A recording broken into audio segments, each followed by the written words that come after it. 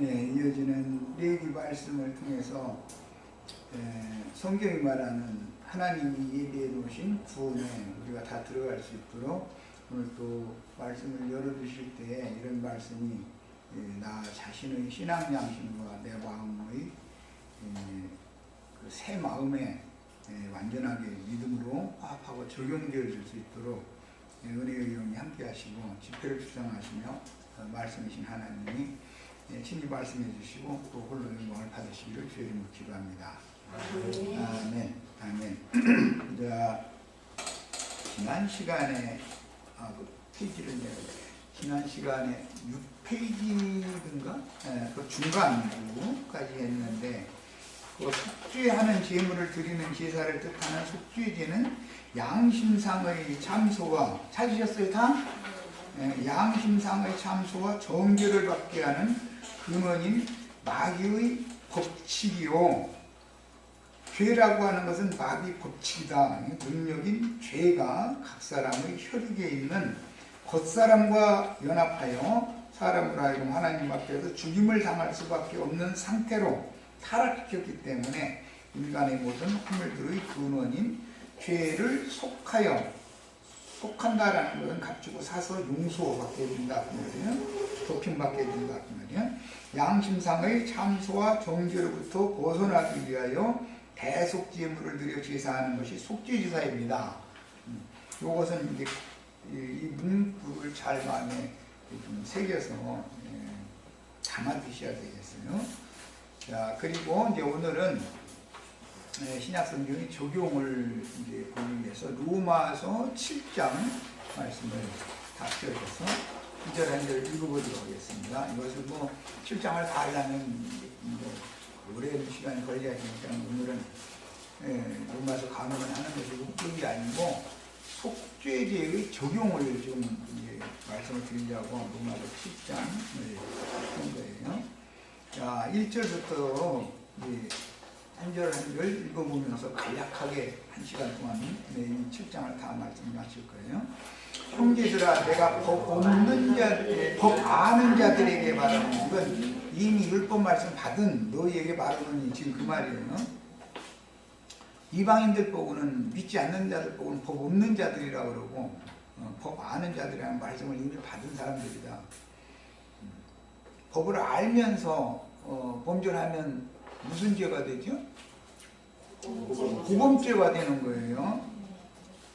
우범죄와 고범죄를 지금 구분 설명을 하느라고 얘기를 시작한다 그 말이에요. 지금 바울 사도가 구약 성경에서는 그 속죄라는 말을 할 때 자신도 모르고 범한 죄를 사면받는 것과 고의적으로 범죄를 하는 경우는 사면이 없다라는 것. 이게 이제 요한 1서에 보면은 용서받을 수 있는 죄도 있고 용서받지 못하는 죄도 있다. 이런 말씀이 나왔죠. 예수님이 그 말씀을 설명을 해 주실 때에는 내 말을 듣고 회방하거나 대적하는 것은 사면을 받을 수가 있지만 성령의 증거를 듣고 대적하거나 회방하면 이 세상뿐 아니라 오는 세상에서도 사면이 없다 그랬어요. 그러니까 이제 속죄라는 말을 가르침을 받을 때는 기본적으로 용서받을 수 있는 죄도 있고 용서받을 수 없는 죄도 있다라는 것을 기본적으로 알아야 돼요. 그런데 이제 기독교 교회에서는 그냥 모든 죄 다 용서하신다 이것만 일방적으로 가르쳐 놓다 보니까 성경이 정작 말하고자 하는 하나님의 말씀의 의도를 왜곡시킨다는 말이에요. 그래서 특히 이런 것을 나는 이제 자꾸 지적을 하고 강조를 하는 거예요. 그냥 세상 사람이 어떤 목사가 설교하는 예배당에 그냥 다니면 다 우리는 현재, 과거이제, 현재이제, 미래이제까지 다 용서받아서 우리 다 구원받았다.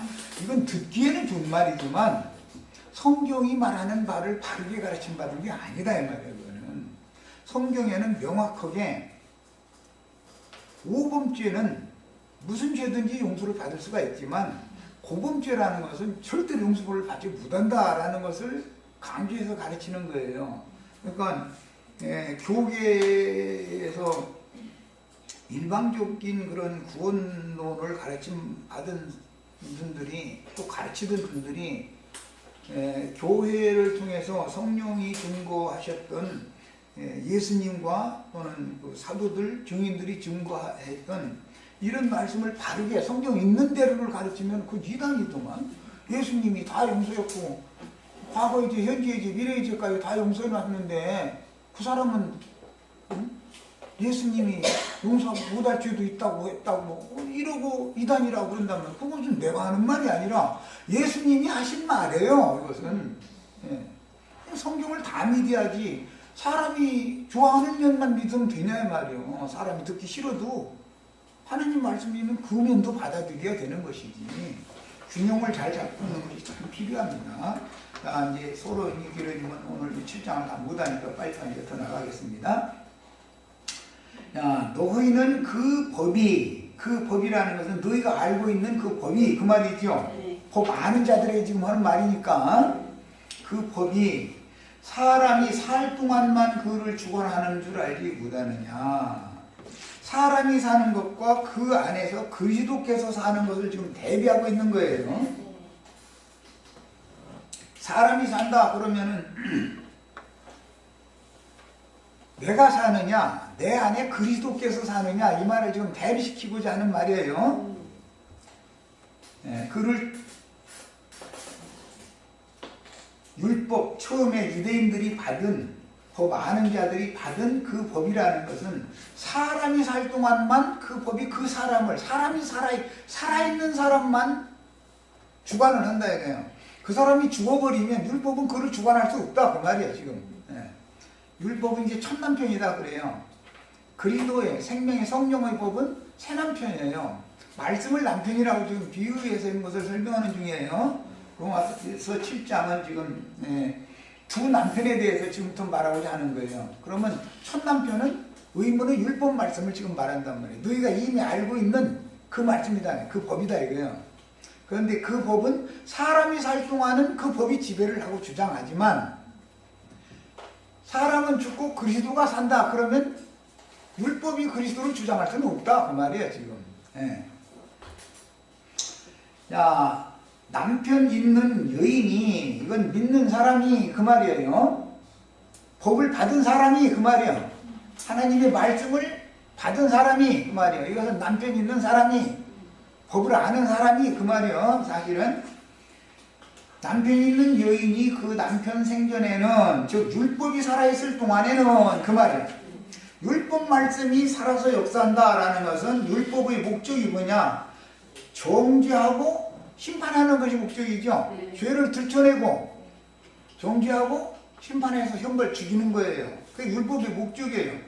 그러니까 첫 남편인 의문의 율법 말씀이 사람과 함께 살 동안에는 그 말이에요.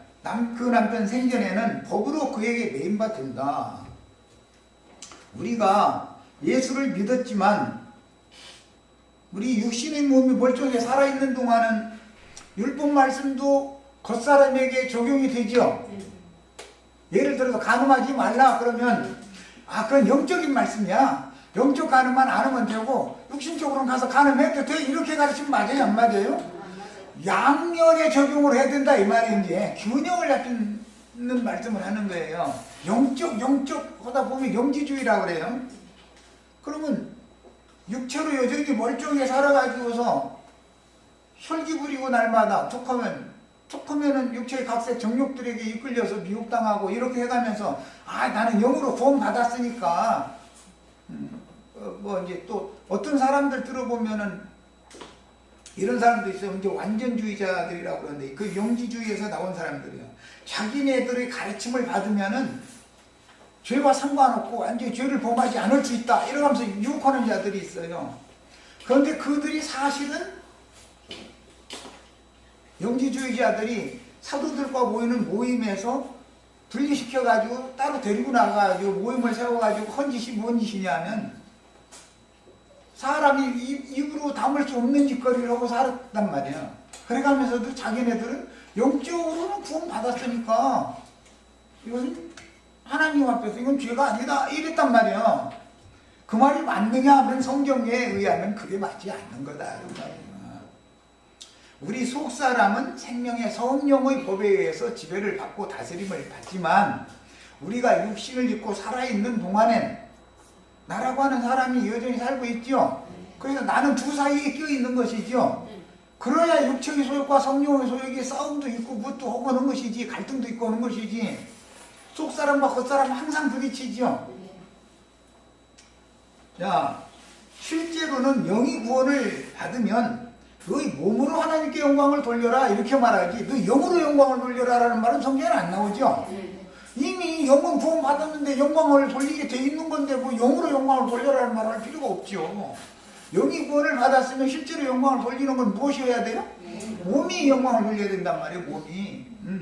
자, 이 사람은 구원을 받으면 영적이다 영적이다 해가면서 한쪽으로 이렇게 치우치면, 지난번 우리 뭐 문제가 일어나서 쓰던 것도 그게 그런 부류에서 나온 사상이단 말이에요. 이미 뭔가 다 돼가지고 막 이미 1000년 동안 다스린다 자꾸 이게 뭐냐 난 다 됐다 그 말이잖아 지금. 근데 사실은 그게 하나도 다 된 게 아니거든. 전혀 성경이 말하는 진리를 오해해가지고 굉장히 신령한 것처럼 들리는 거예요. 영적 일상 치우쳐버리면. 그런데 사실은 그건 무지에서 나오는 것이다 이런 말이야. 성경이 말하는 구원의 실제를 몰라서 그러는 거예요. 자, 이제 긴 설명 없이 이제 이런 그 말하고자 하는 기본 관점을 가지고 읽어 나갑니다. 만일 그 남편이 죽으면, 이 말은 여호와 하나님이 죽으면 그 말이요. 다른 말로는 율법 하나님이 의문에 속한 육체의 율법, 육체를 지배하고 다스리는 권위가 있는 율법 말씀이 그 하나님이 죽으면 나는 그 첫 남편에 대해서 내가 죽은 것이기 때문에 죽은 남편이 죽은 나를 어떻게 지배하겠냐, 이제 이 말을 하는 거예요 지금. 야, 그 남편이 죽으면 그러니까 의문의 묵은 것으로 하나님을 섬기려고 하지 말고 실제로는 영의 새 것으로 살아계신 하나님을 섬겨라 그 얘기하려고 그러는 거예요. 야, 이렇게 되는 얘기가 히브리서 9장 14절 15절에서는 너희가 양심상으로 죽었던 너희를 살려가지고 살아계신 하나님을 섬기게 하지 못하겠느냐 이렇게 설명을 해놨어요. 산 자는 살아계신 하나님을 섬기죠. 죽은 자는 늘 죽은 행실을 하면서, 죽은 행실을 한다는 것은 의문의 율법 제도에 따른 제사를 계속 한다 이거예요. 짐승 잡아가지고 피 뿌리고 기름 막 태우고 이런 거. 그런데 율법에 의하면 그걸 하라고 그랬는데 선지자는 이제 그런 제사 하지 말아라 그러죠. 그럼 허라는 거 하지 말라는 거예요. 성경이 언제는 모세는 허라고 그러고 이사야 선지자는 하지 말라고 그러고, 이사야 선지자가 보면은 아니 천천만만의 수양과 수염소 피 뿌리고 기름불 사는 거 이제 그만 좀 해 막 이제 그러죠. 그럼 율법에는 그걸 의무적으로 하라고 그러죠. 그러면 해야 돼 하지 말아야 돼? 사람 죽어 이거 뭐 죽여가는 거예요. 이런 걸 정확하게 해석을 해야 된다 이거예요. 육체로는 해야 되고 영으로는 할 필요가 없는 거예요. 이게 양면 적용을 지금 하는 거예요. 언제까지 이 육신의 향막을 벗을 때까지는 율법 제사를 하는데 세법으로 제사를 한다 이거예요. 짐승 피를 뿌리는 게 아니라 예수의 피를 뿌리고, 짐승 기름 불태우는 게 아니라 예수의 성령을 받도록 나의 속에 있는, 옛사람 속에 있는 기름을 걷어서 불태우고 이렇게 해라. 영적 적용을 해라 그 말이에요. 자, 그러니까 해야 되는지 안 해야 되는지 갈등할 필요가 없어. 우리가 육신으로 살고 있는 동안은 어떤 사람들이 또 흔히 11조 얘기해요. 신약성경에 11조 하라고 예수님이 하지 말라고 하는 것이 없는데 하지 말라고 안 했어요. 그 11조 하지 말으라고 신약성경에 써있는 거 없잖아요. 근처와 박하와 해양까지 드리는데 그거보다 더 중한 의와 인과 신은 왜 줘버리냐 이렇게 말씀하셨지, 그 박하와 해양은 버리고 11조 하지 마 그렇게는 안 했어. 그럼 허라는 거 하지 말라는 거예요. 이게 도대체 그럼 이걸 뭐냐, 진리의 가르침을 너무 한쪽으로 치우치게 가르침을 받으면 안 된다 이런 말이야. 내가 그 얘기 지적하려고 그러는 거예요. 영적인 11조를 드릴 줄 알아야지 11조를 하지 말라는 게 아니죠. 영의 새 것으로 섬겨라 말이에요. 살아계신 하나님께 드리려면. 그러면 네 자신의 영혼을 완전한 만물 첫 것 중에서 가장 좋은 첫 것인 예수 그리스도와 네 영혼이 연합되어져 가지고 그 제물을 11조로 바쳐라, 이렇게 영적으로 바치라 하는 말이니까 하지 말라고를 안 하시는 거예요. 예수님은 11조를 바치지 말라는 게 아니죠. 바치는데 의문을 묵은 것으로 하지 말고, 문자대로 하지 말고 영의 새로운 것으로 해라, 그 말이에요. 자, 이제 이 양면성을 잘 적용을 잘 하셔야 됩니다. 자, 이제 그러나 만일 남편이 죽으면, 이건 율법 말씀 하나님이 죽으면 그 말이니까 육체로 오신 예수가 죽으면 그 말이죠. 여기서 말하는 남편이란 예수님을 말하는 건데, 성령으로 오신 예수님은 새 남편이고 육신으로 오신 예수님은 옛 남편이잖아요. 그래서 율법을 이루려 오신 것이잖아요. 육신으로 오신 분은. 율법을 다 이룬 다음에 다시 오신 분은, 재림하신 분은 성령의 남편이죠. 성령으로 오신 남편이죠. 새 남편이죠. 그래야 새 영으로 의문의 묵은 것으로 섬기는 게 아니에요. 왜? 그분은 의문의 묵은 것으로 섬기던 유대인들의 제도에 의한 율법 제사를 완성을 단번에 다 해놨으니까 그 짓을 또 할 필요가 없다, 이거 이제. 그래서 영의 새 것으로 섬기려면 믿음으로 적용을 해서 섬기는 수밖에 없죠, 이제는. 그 말을 설명하려고 그러는 거예요. 자, 만일 남편이 죽으면, 옛 남편이 죽으면, 이 말은 실제적으로는 예수님이 육신으로 오셔서 율법을 이루기 위해서 형벌을 그분이 다 당하시면 그 말이에요. 그 법에서 무엇에 의해서 형벌을 받냐? 율법에 의해서 형벌을 받는 거예요. 예수님을 사형수로 정죄하는 건 우리들의 법에 의하면 그는 마땅히 죽을 자다. 유대인들의 율법으로 인해서 예수를 정죄하는 거잖아. 그 법을 응하게 하려고, 이루려고 형벌을 그분이 당하시는 거고. 야, 그 남편 생전에 다른 남자에게 가면 음부라.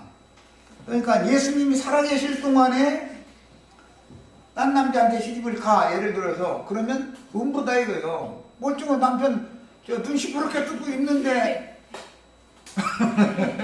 가서 딴짓을 하면 그거는 안 되는 거죠. 안 되나만 하고 무슨 쳐죽일 아무개지, 그거는. 예. 그러나 만일 남편이 죽으면, 남편이 죽었어. 그러면 여자는 자유자가 되죠. 살아는 자유자고 우리의 어머니는 자유하는 여자잖아요.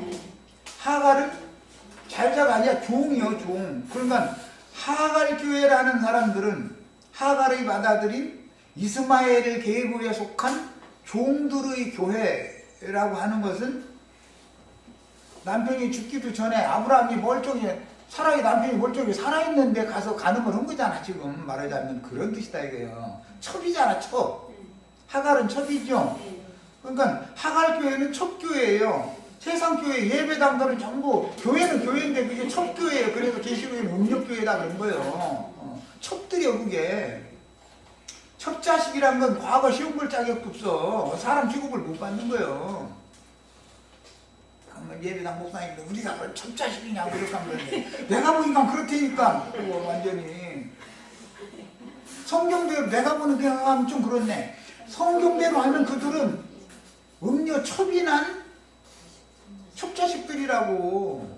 첩자식한테는 아버지의 기억을 절대로 상속해주지 않는 거예요. 본초가 나야 돼. 네. 자, 그러니까 이제 남편이 죽으면 음녀가 아니고 다른 새 남자한테 시집을 가도 누구도 정죄 못하죠. 율법에도 이혼이 허락이 사별을 한 경우에는 여자가 재혼을 하도록, 과부는 재혼을 할 수 있도록 정해져 있으니까. 뭐 루시 과부잖아요. 과부니까 법으로 해서 법적으로 이렇게 새 남편을 만나서 아들 낳았는데 그분이 바로 예수님이 조상이 된 거 아니에요. 이게 법적으로 허용이 된다, 율법적으로도. 야, 그러므로 내 형제들아 너희도 그리스도의 몸으로 말미암아, 그리스도의 몸이라는 것은 예수님의 몸과 그리스도의 몸은 달라요. 그리스도의 몸은 교회를 말하는 거고 예수의 몸은 독생자로 오셨던 예수님을 말하는 거예요. 성경에서는 이게 독생자로 오셨던 예수님의 몸은 아담의 아내된 하와였죠. 그런데 그 아담과 하와가 짐승 가죽 옷으로 덮임, 가림을 받는 거, 속죄제라는 뜻은 그 덮어준다는 뜻이에요. 기본 뜻이. 야, 그렇게 되면 이 사람들은 새 부부다 이거예요. 새로운 부부다 이런 말이야. 자, 율법에 대하여 죽임을 당하였으니, 그런 걸 보니까 첫 남편이 죽었다라는 말은 율법에 대하여 죽었다 그 말이죠 지금. 율법 말씀은 첫 남편으로 상징해놨다 이런 말이에요. 자, 율법은 하는 목적이 뭐라고요? 인간들의 죄를 사실조사해서 들춰내는 거예요. 죄가 드러나면 거룩한 율법이니까 말씀 하나님 앞에 가서 송사를 해서 고소를 해서 그 사람을 형벌에 넘기는 거예요. 율법이 하는 목적이요. 야, 이렇게 첫사람, 첫 아담에 속한 모든 옛사람이 율법 하나님의 말씀에 의해서 정죄받고 율법 하나님의 말씀에 의해서 심판을 받지 않으면 율법에 대해 첫 남편에 대해 죽은 자가 아니죠. 아직 자유로운 자가 아니죠. 속죄하는 목적은 양심의 자유를 얻게 해주는 거예요. 범죄한 것 때문에 참소가 있죠, 양심에. 그러면 계속 자신이 범죄에 대해서 참소를 계속 당해가면서 나는 구원받았다 하면은 그 사람 구원이 정말로 받은 사람이 구원을 받지 못한 사람이요. 구원을 사실은 받지 못한 사람이요. 옛사람도 다 자기가 육신의 어떤 몸으로 뭐 말이나 어떤 행동을 잘못해 놓으면 그에 대해서 예수 안 믿을 때도 다 양심의 가책이 와. 그래서 후회도 오고 고개도 흔들어보고 침도 뱉어보고 그랬는데 다시는 안 흘리라까지 다 하게 돼 있어요. 그런데 그게 3일밖에 안 갔다는 것이죠. 이제 나는 그 3일간 이 사람 인내심이 많은 사람하고 굉장히 결심이 참 대단한 사람이다. 말이야. 3일이 안 가더라는 자꾸 그랬지만, 자,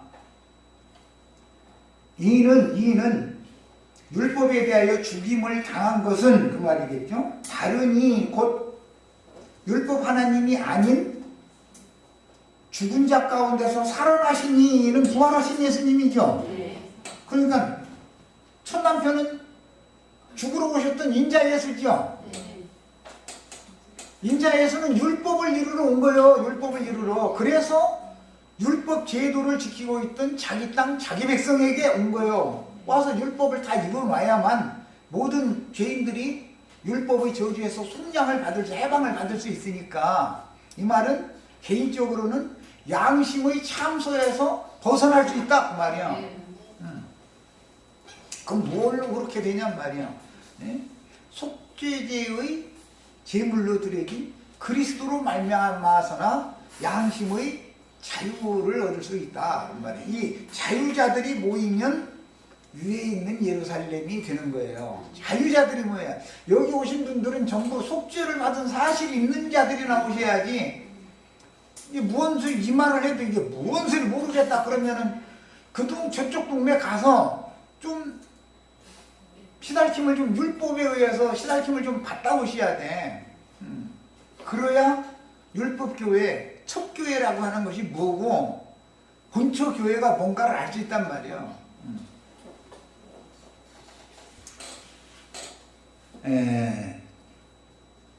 바로의 장자들이 열재앙으로 심판을 받는다고 그러는데 바로의 장자들만 죽였다고 되어 있지 않고 맷돌 뒤에 있는 여자들이 난 장자들도 다 죽었다 그랬어요. 바로의 장자, 바로는 맷돌 가는 여자와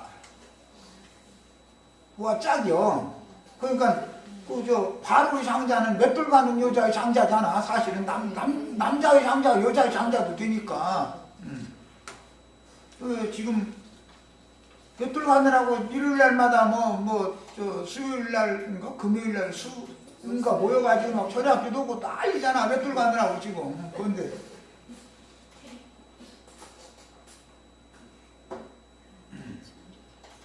다 이런 것이 상징이다 이거예요. 거기서 나온 장자는 음료 일곱 머리들이고 땅의 왕족들이 다 계시록에서 이렇게 해놨잖아요.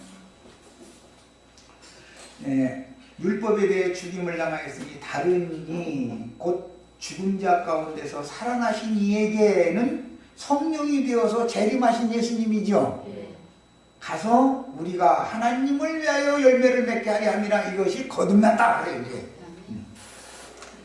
예수 그리스도의 성령으로 나는 것은 사람의 영이 성령으로 나죠. 육으로 난 것은 육이요 성령으로 난 것은 영이니. 그래서 영이라는 건 사람의 영이단 말이야. 신령. 자, 이는 다른 이고 죽은 자 가운데서 살아난 신 이에게 가서 우리가 하나님을 위하여 열매를 맺게 하려 함이라. 그러니까 여기 나오는 이 하나님이 참 하나님이지, 구약시대에 정죄하고 참소하고 심판에 넘기는 하나님은 마귀 하나님, 사탄 하나님이었다 이거예요. 사실은 이게 이스라엘 사람들이 섬기던 하나님은 실제로는 광야에서 40년 동안 참 하나님께 하나님 받는 예배를 했다는 거예요. 마귀에게 제사했다는 거야. 마귀에게 너희가 40년 동안 광야에서 마귀한테 제사했다고.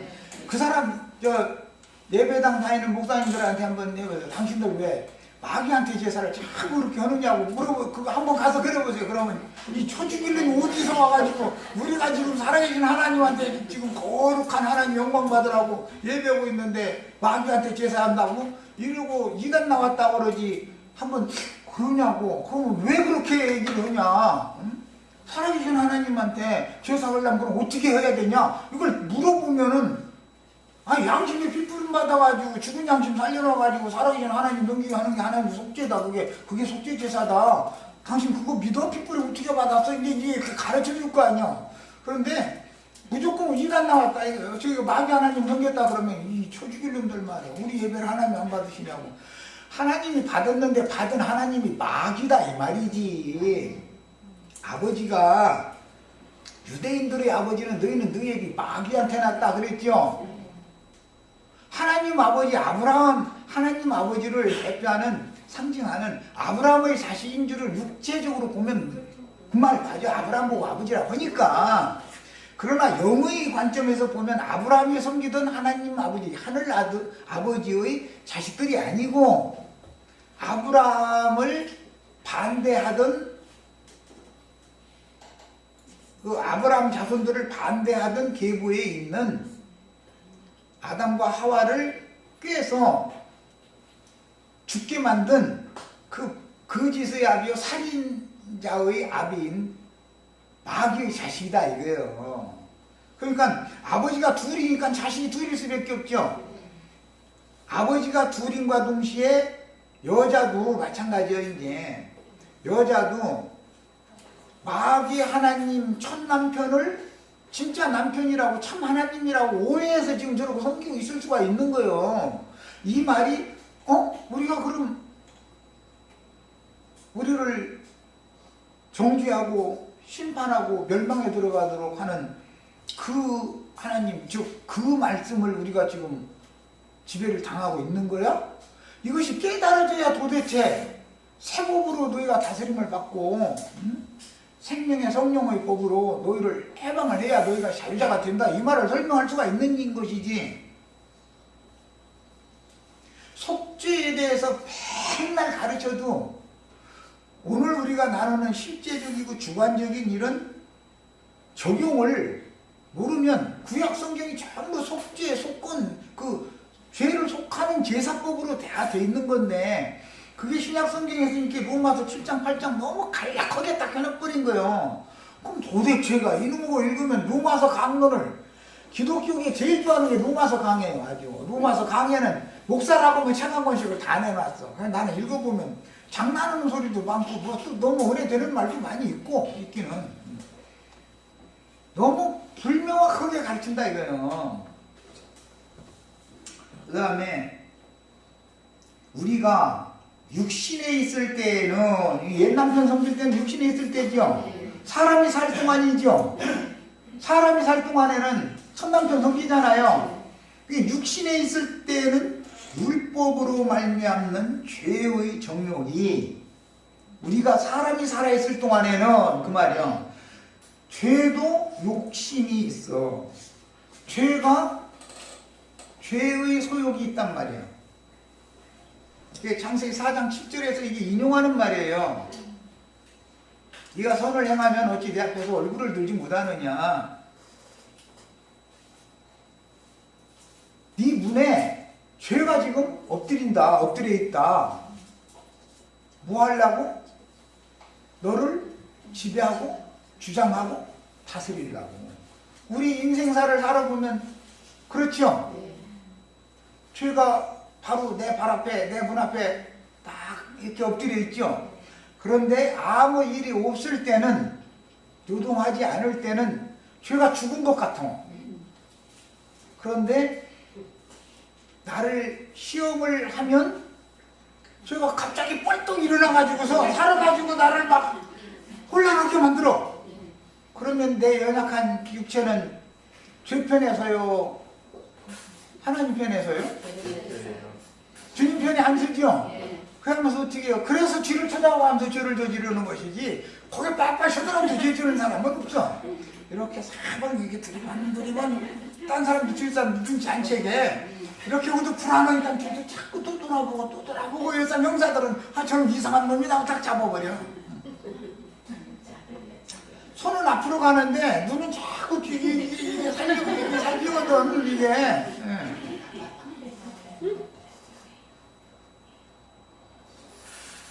그 왜 그러는 거예요? 죄의 유혹을 육에 있는 사람은 절대로 이길 수 없다 이거예요.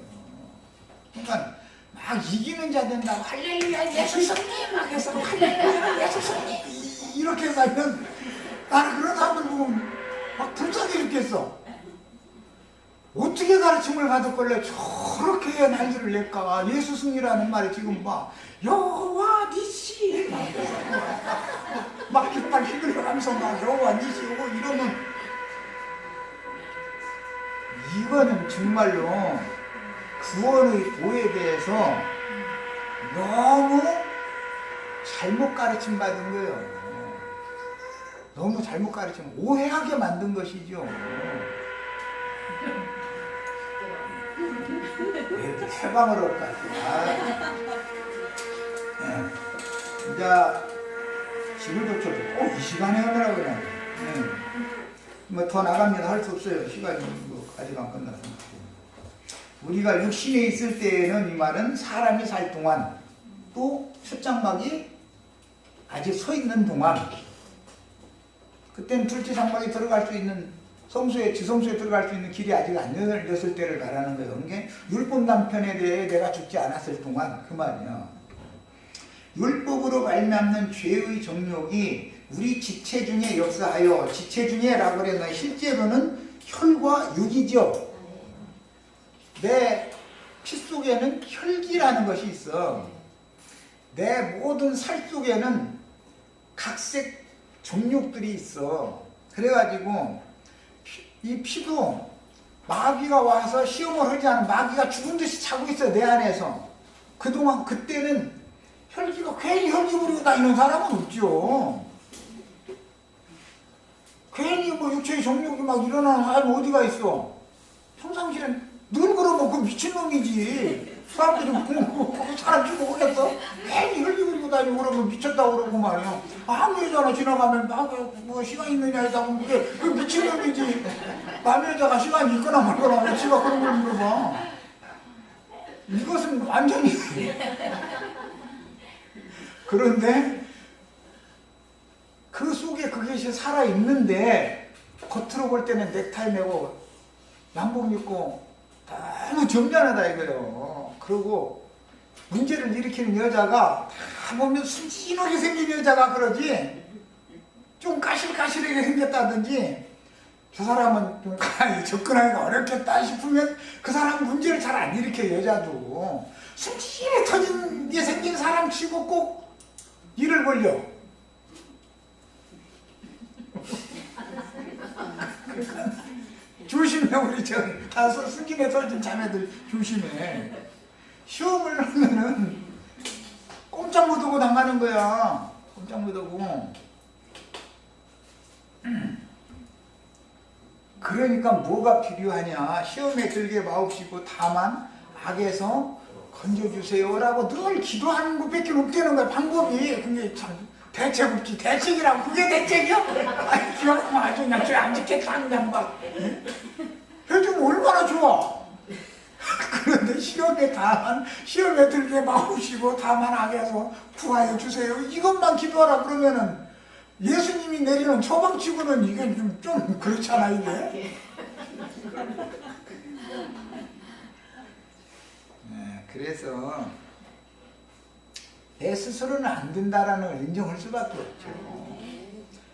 다 주님 손에 있는 거예요. 시험에 안 들게 하면 아무리 이쁜 여자가 지나가도 볼 필요가 없어. 안 봐줘. 자기 갈 길만 그냥 가죠. 그런데 시험에 들려면 별로인 사람인데 뒤에서만 보고서 가서 시간이 있느냐 이렇게 쳐다보니까 사방 이상하게 생긴 할머니일 수도 있죠. 사람이 시험 들려면 모르는 거예요. 사람이라는 거는. 그러냐 큰 소리 치면 돼야 안 돼요. 항상 은혜가 필요해요. 그래서 죽는 날까지 은혜에 붙어 있을 수밖에 없는 거예요. 그리고 다 기도할 수밖에 없어. 향단에다가 그래서 향단 뿔에다가 피 발려라. 그게 무슨 뜻이요? 너희는 그냥 기도하는 수밖에 없어. 그 말을 대책치고는 너무 사람이 생각하면은 참 그 대책이 안 되는 대책이에요. 그런데 그게 진짜 대책인 거예요. 휘장 그 문장에다가 피를 뿌리고 나서는 향단 뿔에다가 피를 바르는 거예요. 일단 마음의 생각이 깨끗해져 가지고 깨끗한 양심을 가진 그 양심에 의해서 기도를 하면 그 수밖에 없다 이거예요. 하나님의 앞에 그게 나아가려고 하나님의 영광 앞에 나아가는 길이 열리라고 하는 거잖아 지금. 그렇지 않으면 이 상태로 그것이 없이 그냥 하나님 앞에 나가면 처죽임 당하니까 하나님의 영광 앞에 이르기 위해서는 대책은 이것밖에 없어. 이 특별한 대책이 있는 것처럼 자기한테 오면은 그냥 막 이제는 오늘부터는 죄 안 질 수 있다 이런 식으로 가르치면 그게 완전히 미친놈이지. 또 누구는 생전 죽는 날까지 도닦아라 이제 막. 그래서 막 천년을 왕노릇을 하는데 날마다 그냥 못을 막 날마다 천년 동안 바뀌어야 된다 이제. 잃어버리면 이게 도대체가 성경의 진리를 너무 잘못 가르치고 있는 거다 이런 말이에요. 이제 하나님이 제시한 이제 대책을 찾아보는 거예요. 지금부터는. 이제는 지금부터는 그 말이죠. 그 전에는 우리가 육신에 있을 때에는 율법으로 말미암는 죄의 정욕이 우리 지체 중에 역사에 우리로 사망을 위하여 열매를 맺었는데 하나님을 위하여 열매를 맺으려면 어떻게 하면 되냐? 이게 대책이 나오는 거 아니면 이제는 우리가 얽매였던 것에 대하여 죽었으므로. 얽매였던 것은 뭐에 얽매였다는 거예요? 율법 저주에게 얽매여 있었어요. 그래서 얽매여 있던 것에 대하여 죽으면 율법에서 벗어나게 된다. 벗어나게 되는 게 양심의 자유를 찾게 된다. 이 말이에요. 이제서 자유자가 되는 얘기를 하는 거예요. 이것은 로마서 이제 8장에 서 구체적인 설명을 할 때는 생명의 성령의 법이 죄와 사망의 법에서 너희를 해방하였다 이렇게 표현을 했어요. 벗어났으니 이러므로 우리가 영의 새로운 것으로 섬길 것이요 율법 조문의 묵은 것으로 아니할지니라. 그러니까 율법을 폐하라는 것이 아니죠.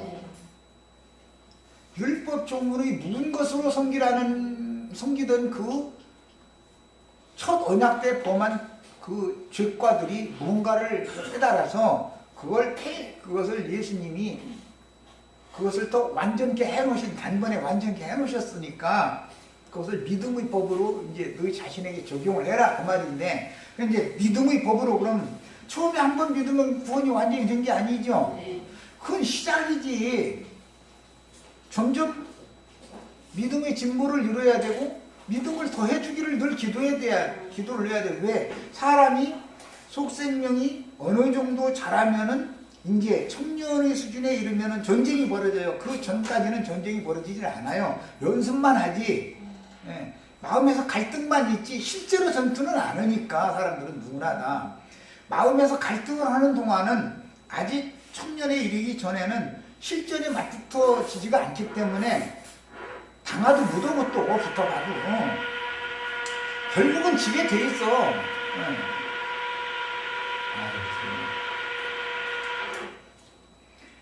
야, 그런즉 우리가 무슨 말을 하며 율법이 죄냐? 그럴 수 없느니라. 율법은 죄 자체가 아니고 율법은 죄인들이 범한 범죄를 들춰내가지고 정죄하는 용도고 그 율법에 따라서 그대로 법 적용을 시켜버리면 멸망받을 수밖에, 형벌을 받을 수밖에 없는 것이죠. 그 얘기예요. 율법으로 말미암지 않고는 내가 죄를 알지 못하였으니, 이 율법이라는 것은 나로 하여금 죄가 살아나게 만드는 역할을 한다 이런 말이에요. 죄를 져도 율법이 와서 깨우침을 주지 않으면, 죄가 살아나지 않으면 내가 죄인이라는 걸 가진 인식이 있어요 없어요? 없지요?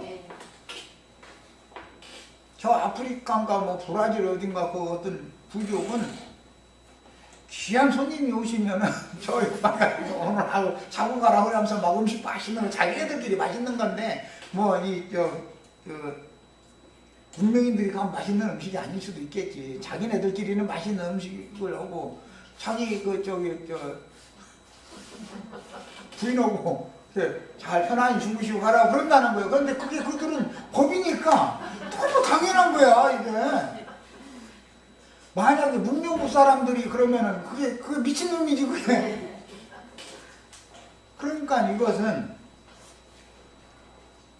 인간이 생각하는 선악간의 기준이라고 하는 것은, 즉 양심의 법이라고 하는 것은 문화에 따라서 민족에 따라서 그 사람들의 정신세계가 다 다르기 때문에 일정한 규정된 법이 아니죠. 상황에 따라서 그들에게는 그게 너무 옳은 거예요. 그들에게는. 그럼 어떤 사람들이 보면 그게 안 맞는 거고 또. 그러니까 자연인이 선악을 아는 지식에 의해서 이거다 저거다 판단할 수 있는 거예요 없는 거예요? 그 판단이 맞다는 거예요 맞지 않다는 거예요? 맞지 않은 거예요. 그래서 그리스도의 율법으로나 정확하게 판단을 다시 해야 되기 때문에 그리스도의 심판대라는 것이 있는 거예요. 그래서 그 다음에 율법으로 말미암지 않고는 내가 죄를 알지 못하였으니 곧 율법이 탐내지 말라 아니하였더라면 내가 탐심을 알지 못하였으리라. 법에 내 마음에 정말 꼭 갖고 싶네. 그런데 그런 마음이 있어도 그것을 가지고 오지만 않으면 율법에서는 죄라고 취급하지 않죠. 그런데 이제 이것은 물건으로 사드는 표현을 했지만 사실은 뭐 자기 부인보다 이쁜 여자가 있으니까 저 여자하고 좀 살아봤으면 우리 마누라 잔소리 사면 충분히 못 살겠다. 아이고 이혼 좀 하고 저런 여자하고 살아봤으면 좋겠다 하면은 죄를 이미 진 거죠. 이미 가늠한 거예요. 그러니까 그리스도의 법은 율법보다 훨씬 수준이 높은 걸 다룬다 그런 말이야. 생명을 다루니까. 이거는 육신의 어떤 행위를 다루는 게 아니니까. 야, 속죄 제사를 할 때는 성소 안에 가서 제사를 해야만 밖에 나가서도 제물을 태울 수 있는 거예요. 그러니까 이 말은 무슨 뜻이야? 예수 그리스도의 속죄라는 것은 양심, 사람의 중심 중에서도 사람의 내면 중에서도 중심부터 제사를 먼저 해야 된다는 말이야. 야, 그래서 신약에서는 너희 속그릇을 닦아라. 예수님은 자꾸 그걸 좀 바라는 거예요. 유대인들은 뭘 가르치죠? 그 행위를 개선해라. 자꾸 그걸 받고 그러죠. 어제 이런 짓을 했는데 오늘은 이러면 안 된다. 이것을 그러는데 그러면 속그릇이 깨끗해지면 시험을 당할 일이 있어요? 없어요? 있어요. 있는데 속그릇이 깨끗해져도 생명이 청년 이상으로 자라기 전에는 시험을 이길 수가 없지. 그랬죠? 구속받은 사람도 넘어질 수가 있어요. 그것은 무슨 뜻이요? 아직 싸워서 이길 힘이 아직 축적되어 있는 청년 이상의 이런 정도가 아니다 그 말이에요. 속사람이 장성한 분량에 이르지 않았다 그 말이에요. 예. 성경의 원리는 구속을 받은 다음에 할 일은 뭐죠? 거듭난 다음에 할 일은 뭐죠? 새로 태어나면 자라야죠. 자라는 거예요. 그래서 자라는 기간이 더 많이 걸려요. 태어나는 기간은 잉태해서 출산하는 기간은 1년이면 돼요. 그러나 사람이 청년 20세 이상으로 살려면 20년 걸리잖아. 벌써 헬스로만 봐도 1년 만에 태어나는 것과 20년 이상이 돼야 전쟁터에 나갈 수 있는 것과는 차이가 있잖아. 이제 저 시간은 일단은 여기까지 하겠습니다.